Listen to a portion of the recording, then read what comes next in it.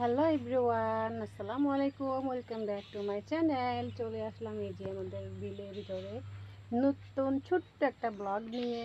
এই যে আমার ছোট্ট মামুনি। মামুনি, তোমার এখানে এসে কেমন লাগছে? ভালো লাগছে। গরম লাগছে না? না, অনেক বাতাস আসছে। বাতাস আছে। এই যে আমার আম্মু বলতেছে এখানে বাতাস আছে। আসলে আজকে কয়েকদিন যাবৎ অনেক গরম, যা বলা যাচ্ছে না, সহ্য করা যাচ্ছে না। তাই রৌদ্র দিয়ে কোথায় যাওয়া যায় না। আর আজকে বিকেলবেলা বললাম যে চলো আমরা একটু বিলে থেকে, মানে আমাদের নতুন বাড়ি থেকে বেরিয়ে আসি। বিল কেন বলি জানেন? এই যে দেখেন চারপাশটা কেমন দেখছেন। একদম বিলের মাঝখানে আমার এই বাড়িটা।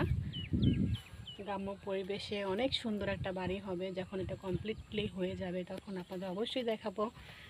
আম্মু চলে আসো এখানে।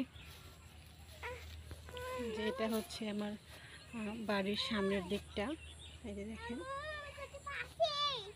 বাড়ির সামনের দিকটা। আসলে সময় ছিল না, সেজন্য ছাদটাও দেওয়া হয়নি, দিতে পারিনি। ওই যে দেখা যাচ্ছে ওই যে ছাদের যত মাল সামান আছে ওইখানে ঢাকা আছে। তুমি নামতে পারো না? তুমি নামতে পারো না? না, আসো আম্মুর গলায় দাও।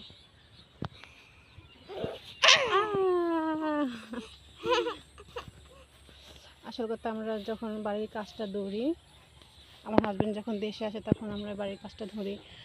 তখন মনে করেন এই যেরকম ধানের সিজন ছিল, ধানটা কাটা হয়ে গেছে, আর তারপর কাজটা ধরা হয়েছিল। তারপর আর ধানের লাগানোর সময় হয়ে গেছিল।